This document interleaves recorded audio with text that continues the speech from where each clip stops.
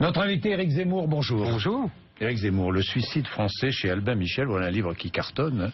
Donc on va pas trop parler du livre, parce que tout le monde vous fait la promo de ce livre. Non, Éric personne. Zemmour. Non, quoi?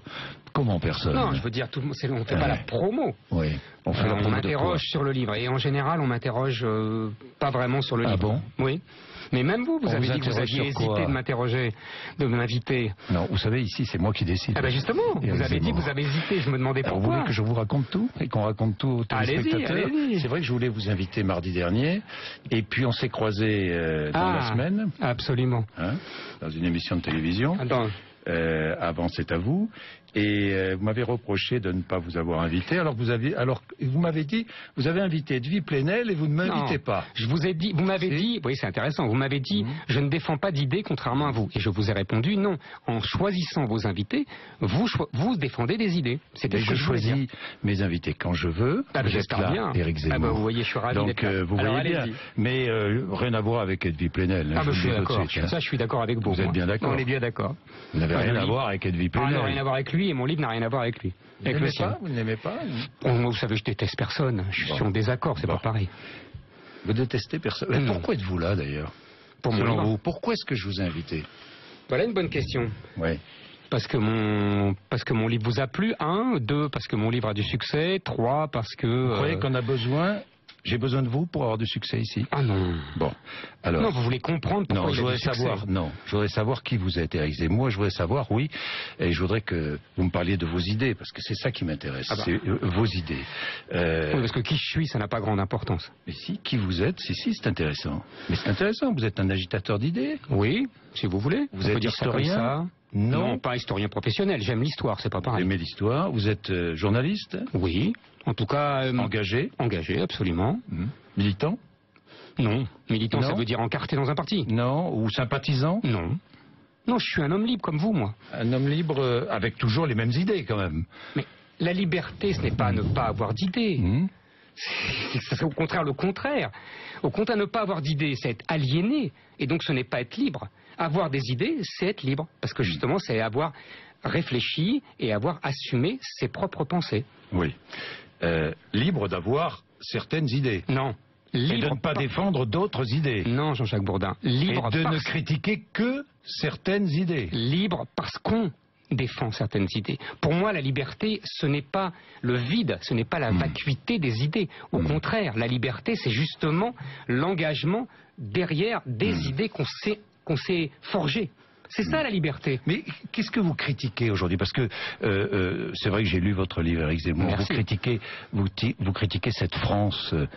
Vous n'aimez pas cette France des élites, cette France. Il y a une France que vous n'aimez pas. Ah ben, ce qui est devenu la France, non, ça je ne l'aime pas. Mais vous savez, si j'ai bien compris, on est nombreux à ne pas aimer cette France. C'est même pas qu'on ne l'aime pas, on ne la reconnaît pas. Parce que ce n'est plus la France. C'est-à-dire que la France, pour moi, vous savez, ça a 1500 ans d'histoire, ça a une culture millénaire, ça a une langue magnifique, ça a une histoire glorieuse. C'est ça la France. La France, ce n'est pas un no man's land où on s'installe et la France a gardé son histoire glorieuse. Son histoire, oui, mais plus personne ne la connaît et plus personne ne la défend et plus personne ne veut la poursuivre. C'est ça la France que je n'aime pas. C'est cette rupture inouïe avec la France du passé. Oui. Vous dites que la France, d'ailleurs, n'est plus un prédateur, mais une proie. Ah, ça, c'est autre chose. Ce que vous dites, hein. Ça, c'est autre chose. Oui, mais c'est une proie. Oui, non, mais vous avez raison. Et vous ajoutez, à la fin du livre... Ça, c'est depuis 1815. Oui. La France se meurt, la France est morte... Là, je ne partage pas votre opinion, mais nos élites politiques, économiques, administratives, médiatiques, intellectuelles, artistiques crachent sur sa tombe et piétinent son cadavre fumant. Oui, dites-moi. Oui, je pense que depuis 40 ans, et je crois que je le démontre, il y a une alliance de toutes nos élites pour détruire, consciemment ou inconsciemment, tout ce qui a fait la France. Il y en a qui sont très conscients, qui le font volontairement, par haine de la France, par volonté de déconstruction. Vous savez, c'est ce que j'appelle les 3D, déconstruction, dérision, destruction. Ça, c'est toute soit la ligne d'extrême gauche qui est la France depuis la guerre 14 et même avant, soit la ligne libérale qui trouve que nous ne sommes pas des anglo-saxons et donc nous sommes coupables de ne pas être des anglo-saxons. Nous sommes pris entre les deux. Et entre les deux... Pardon, et la ligne très nationaliste, très souverainiste qui est la vôtre, elle détruit la France? Au contraire, elle exalte la France. Le général de Gaulle n'a pas détruit la France. Voilà la ligne, la bonne ligne à suivre. Le général de Gaulle n'a pas détruit la France. Ou alors vous pensez que le général de Gaulle a détruit la France? Moi je veux bien. Moi je veux bien, mais moi je ne crois pas que le général de Gaulle ait détruit la France. Je ne crois pas que même que Georges Pompidou ait détruit la France. Rien, moi je ne crois rien. Mais voilà, j'essaie d'être critique en tout. Voilà, moi je vous dis, voilà, je pense pas que le général de Gaulle ait détruit la France. Mais je vous l'ai dit, mais j'assume. Très bien. Voilà. Bon, très bien, mais j'aime bien. Mais moi, je voudrais que vous assumiez totalement. Et je fais pas ça sur 540 pages. Mais alors assumez totalement. Et je n'assume pas peut-être dans mon livre. Vous avez lu. Sympathisant, oui, je vous ai lu. Bien sûr que vous assumez. Vous êtes un sympathisant. Sympathisant d'une idée. Non, je ne suis pas sympathisant. Qu'est-ce que ça veut dire? Je suis vous défendez un positionnement, vous défendez des idées. Ah oui. Bah oui. J'ai des idées qu'on dira. Donc, si vous voulez les classer dans l'histoire des idées politiques, si vous voulez absolument faire ça, je suis de la ligne gaulo-bonapartiste. Vous êtes gaulo-bonapartiste. Oui, c'est-à-dire la grandeur de la France, la force de l'État. Et la tradition, le respect de la tradition culturelle de la France. Voilà, c'est simple. J'ai vu votre intervention chez Ruquier où Léa Salamé vous demandait pour qui vous aviez voté en 2012. Vous n'avez pas répondu. Pourquoi? Mais parce que je n'ai pas à répondre. Est-ce que je vous demande pourquoi vous avez voté? Moi je l'ai dit, j'ai dit publiquement. Mais très bien, mais moi je n'ai pas envie de répondre. Et pourquoi? Parce que le vote est secret. Bon. Uniquement pour ça? Uniquement pour ça. Non pas parce que vous n'assumez pas votre vote. Mais écoutez, Jean-Jacques Bourdin. Non mais je vous dis ça comme ça. Mais vous êtes gentil, mais je crois que j'assume vraiment beaucoup de choses dans mon livre. Vous l'assumez. Donc vous assumez votre vote dans votre livre. Bah, évidemment, enfin franchement. Donc c'est clair. On sait pour qui vous avez voté. Personne ne sait pour qui j'ai voté, heureusement. Si vous assumez votre vote dans votre livre, on sait pour qui vous avez voté. Il y a une cohérence. Pardonnez-moi, il y a une cohérence entre mon livre et ce que je vote. Ou alors je suis incohérent. Je pourrais être incohérent, on est bien d'accord, mais pourquoi ne pas assumer? Mais parce que je n'ai pas à dire. C'est pas gênant. Non, Jean-Jacques Bourdin. Il n'y a aucune gêne. Je vous dis, je n'ai pas à dire pour qui j'ai voté. Point final. Bon, c'est votre choix de ne pas le dire. Absolument. C'est votre choix de ne pas le dire. Alors, déclin, j'ai vu beaucoup de choses dans ce livre. Je vais revenir sur vos propos autour du régime de Vichy et de ce que j'écris. Juifs, quand même de ce que vous avez écrit, oui, et de ce que vous avez dit aussi. Parce que c'est intéressant de voir ce que vous avez dit. Ça correspond à ce que j'ai écrit. Mais on va, avec un clin d'œil, parler du déclin de la masculinité en France. Il y a vraiment un déclin de la masculinité? Il y a une féminisation de la société. Oui. C'est-à-dire que les valeurs traditionnellement féminines sont dominantes. C'est-à-dire la recherche du consensus, l'exaltation de la paix sur la guerre, l'exaltation de la paix sur la guerre. Oui, c'est l'espèce de pacifisme qui a emprunt les sociétés occidentales et en particulier françaises depuis 40 ans. La volonté toujours de concilier, le rejet de l'autorité, la détestation du père à l'ancienne, tout ça, c'est des valeurs de féminines, traditionnellement féminines. Il y a des femmes qui ont des comportements très masculins. Oui, vous voyez, mais c'est des valeurs traditionnellement qu'on affuble traditionnellement aux femmes et à la féminité en général. Donc il y a effectivement une domination de ces valeurs dans la société depuis une trentaine ou une quarantaine d'années que je constate. Il y a même une désespérance, c'est ce que vous avez dit, une désespérance sexuelle des jeunes hommes blancs qui ne peuvent rivaliser avec... C'est dans un autre contexte. Oui, mais moi je suis sorti aussi du livre comme ça. Mais je picore ce que vous avez dit. Mais bien sûr, je n'invente rien. Mais mon rôle, c'est de remettre dans le contexte de ce que j'écris. Vous avez dit, vous avez écrit, il y a une désespérance sexuelle de jeunes hommes blancs qui ne peuvent rivaliser avec la virilité de leurs concurrents noirs ou arabes. Ce que j'explique. Vous avez vérifié ou quoi? Ce que j'explique, c'est qu'il y a une symbolique qui castre les jeunes hommes depuis une trentaine d'années. Les jeunes hommes sont élevés souvent par des mères célibataires, en tout cas où la mère domine. On a une société où le père a été éliminé dans la réalité par le divorce de masse ou dans la symbolique. Lisez Aldo Naori, il explique ça très bien, beaucoup mieux que moi, et où on a donc des jeunes gens qui n'ont plus de modèle paternel dans les familles traditionnelles françaises. Les seuls qui aient conservé des modèles patriarcaux et de pères forts, ce sont les familles arabo-musulmanes. Les Noirs ou les Arabes. Exactement. Et donc... J'ai eu peur, parce que j'ai eu peur que vous fassiez allusion à d'autres D'autres quoi? Je ne sais pas, d'autres différences. Il y a d'autres différences, oui, mais on peut en parler après. Vous savez, moi, je n'ai peur de rien. Votre tête. Mais il n'y a aucun problème. Il y a d'autres différences, mais on peut en parler. Bon. Donc là, en l'occurrence, c'est une différence majeure. Et d'ailleurs, vous avez remarqué qu'à la télévision, la virilité ostentatoire, même parfois un peu ridicule, des chanteurs de rap noirs, etc., elle n'est autorisée qu'à eux. Entouré de dizaines de nanas, plus ou moins accortes, etc. Donc je dis qu'il y a d'une part des jeunes gens qui sont symboliquement castrés par l'évolution de la société et par l'éducation qu'ils ont reçue dans leur famille, et il y a des autres à qui on autorise une virilité ostentatoire. Alors, je vous conduis sur ce terrain-là parce que, je vous en prie. Pour élargir, finalement, c'est notre société qui est castrée. Tout à fait. On peut le dire comme ça. Et qui laisse la place à d'autres. Ça c'est autre chose. Oui, absolument. Il y a une symbolique effectivement de la castration, absolument, c'est ce que je veux dire. Pour ça m'intéresse. Tout à fait, et qui laisse la place à d'autres. Vous savez, il y a, c'est compliqué. D'autres sont les Noirs et les Arabes, que les choses soient claires. Mais écoutez. Oui.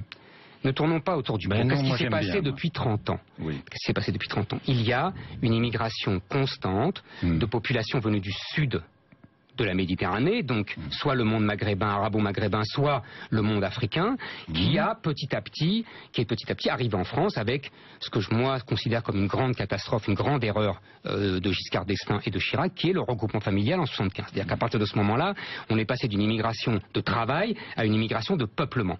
Et dans l'immigration de peuplement, c'est-à-dire les femmes et les enfants, il y a peuple.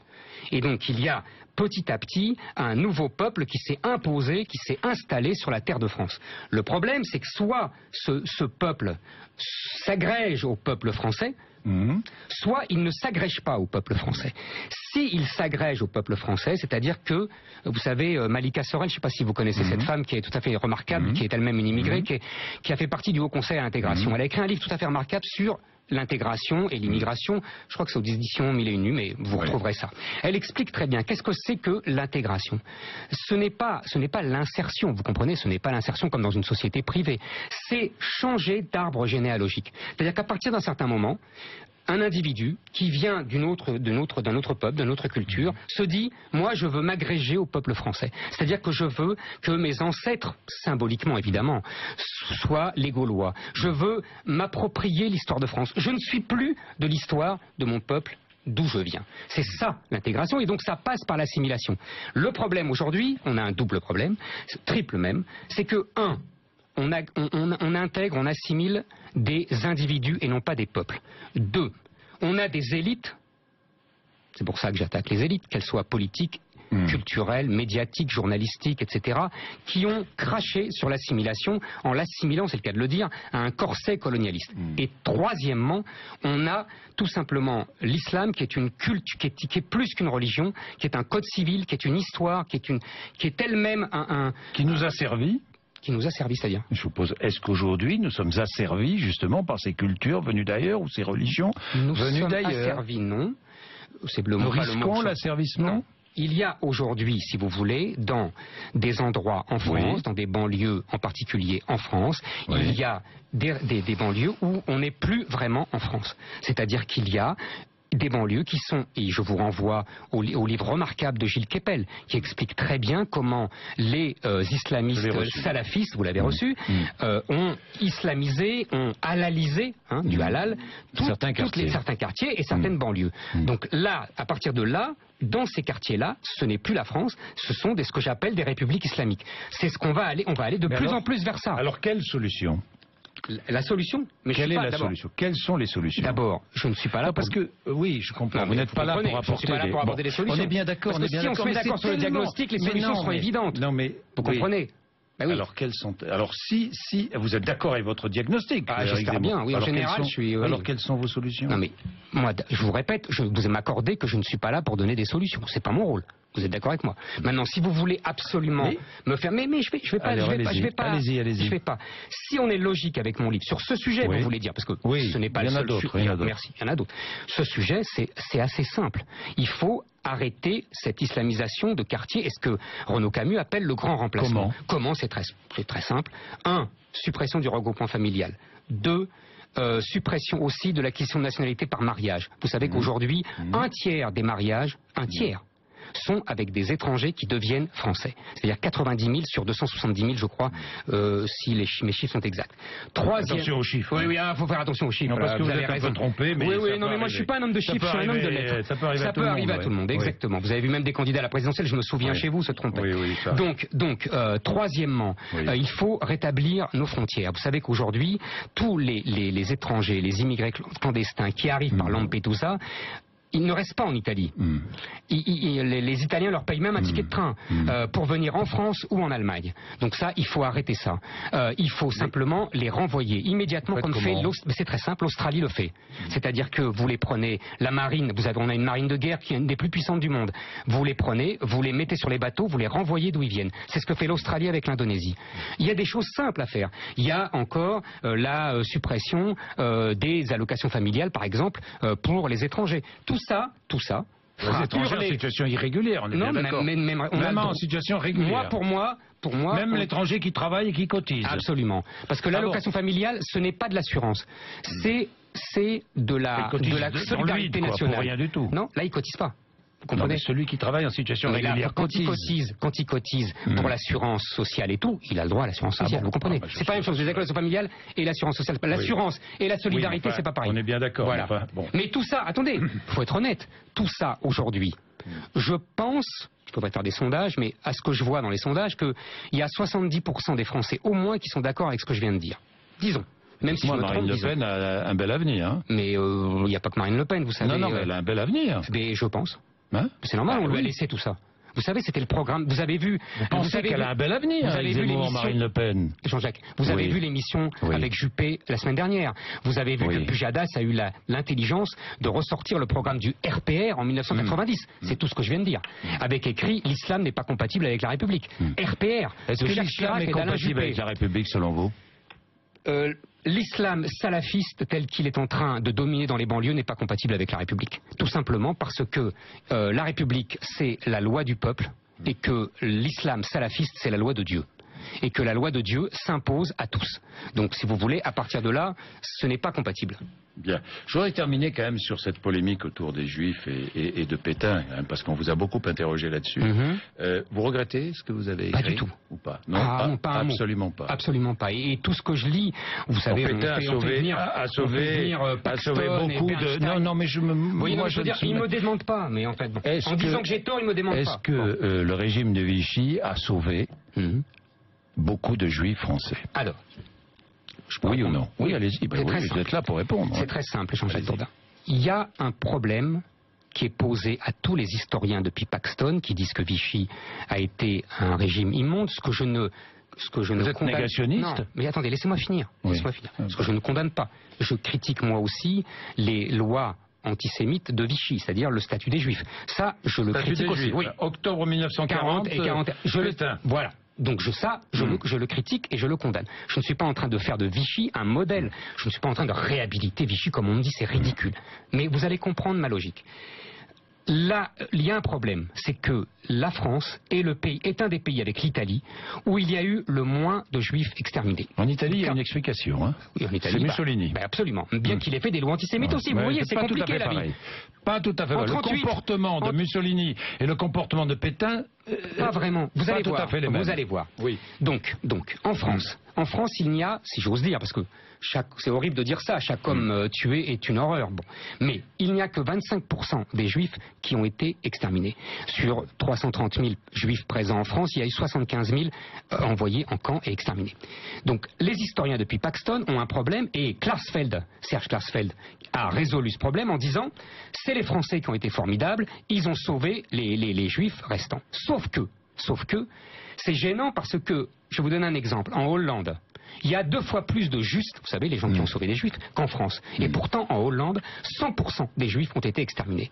Moi, je pense, comme un autre historien qui s'appelle Alain Michel, qui vient de sortir un livre récemment. Et qu'est-ce qu'il dit? Il dit ce n'est pas possible que ce soit uniquement les Français. En vérité, c'est le pacte avec le diable de Pétain qui a sauvé les Juifs français. C'est-à-dire que il a donné les Juifs étrangers et il a dit on ne touche pas aux Juifs français. Mais au Veldiv, il a laissé 4 000 enfants. Oui, 4 000 enfants déportés. Vous savez pourquoi? Vous savez pourquoi? Allez-y, pourquoi? D'abord parce que c'était des juifs, les enfants de juifs étrangers. Et oui, deuxièmement, ils étaient français. Oui, non, ils étaient français par le droit du sol. Ben oui. Sauf qu'ils étaient, sauf qu'ils étaient avec leurs parents. Et que, pourquoi justement? C'est encore une fois, tout ça est indicible. Il faut se remettre dans le contexte de l'histoire. Il y avait les troupes allemandes en France, qui avaient partagé la France. Donc on ne faisait pas ce qu'on voulait. C'était pas bon. Hein. Et deuxièmement, les Allemands justement, quand le régime de Vichy leur a refusé les Juifs français, ils ont dit dans ce cas-là, on veut faire du nombre. Vous dédouanez le régime de Vichy? Non, mais simplement, je vous pose la question. Moi, je ne dédouane pas, j'essaye d'expliquer. Et pourquoi je fais ça? Parce que depuis Paxton... Pourquoi le faire? Mais je vais vous le dire pourquoi. C'est ça qui m'intéresse. Vous savez, voilà, il suffit de me demander et il suffit de me lire, je l'explique. Parce que dans Paxton, que j'ai relu, Paxton a deux ennemis. C'est très intéressant dans son livre. Un, la souveraineté nationale française. Il dit que c'est ridicule que Vichy ait essayé de sauver des lambeaux de souveraineté nationale française. Et deux, l'assimilation. Il explique que si les Français n'étaient pas aussi assimilationnistes, ils n'auraient pas rejeté comme ça les Juifs étrangers. Or, moi, excusez-moi, je suis et pour la souveraineté nationale française et pour l'assimilation. Et il s'avère que depuis la domination de Paxton sur l'histoire, sur les études historiques, comme par hasard, nous avons bazardé et la souveraineté nationale et l'assimilation. Alors, dernière question, vous êtes négationniste? Négationniste? C'est-à-dire que je nie le génocide des Juifs, ce serait ridicule. Non, je dis ça comme ça. Enfin, mais vous niez Jeanne d'Arc, vous niez Napoléon aussi? Je vous pose la question. Mais enfin, c'est grotesque comme question, excusez-moi. Pourquoi? Mais parce que c'est évident que les génocides des Juifs a existé. Mais quel rapport avec ce que j'ai dit? Non, autant répondre à la question. Voilà, je réponds. Bon, très bien, merci. Le suicide français, c'est chez Albin Michel. Albin Michel, Éric Zemmour, vous réagissez. 9h-10h sur RMC, il n'y a aucun problème et l'on débat tous ensemble. Merci.